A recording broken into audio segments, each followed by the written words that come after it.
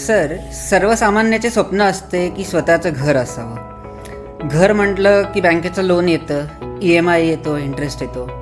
आता 20 वर्षाचं टेन्युअर म्हटलं तरी बँकेला आपण लोन आणि इंटरेस्ट पकडून साधारण दुप्पट पैसे देतो. तर कमीत कमी माझा इंटरेस्ट रिकवर होईल अशी काही तुमच्याकडे एक स्मार्ट ट्रिक आहे का? इंटरेस्टिंग उपाय तर बरेचसेच आहे, बट एक सोपा आणि साधा उपाय सांगतो.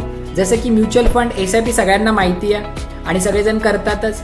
सो सपोज मी 10 लाखाचं होम लोन घेतोय आणि 20 वर्ष मी त्याचा टेन्युअर घेतोय, तर 20 वर्षात मला 10 लाखाला 10 लाख रुपये व्याज भरायचं आहे आणि माझा प्रीमियम येणार आहे 10,000 रुपये पर मंथ. या 10,000 रुपयासोबत मी 1,000 रुपयाची स्मॉल कॅप म्युच्युअल फंडमध्ये जर मी एक SIP स्टार्ट केली फॉर 20 इयर्स, सो 20 वर्षात माझे साधारण जमा होतात 2,40,000 आणि त्या 2,40,000ला मी 15 ते 18% जरी साधारण रेट ऑफ इंटरेस्ट पकडला तर त्याचं कमीत कमी व्हॅल्युएशन 13 ते 15 लाख रुपये असेल, जेणेकरून तुम्ही तुमचा इंटरेस्ट 1,000च्या SIP मधनं रिकवर नक्कीच करू शकतात.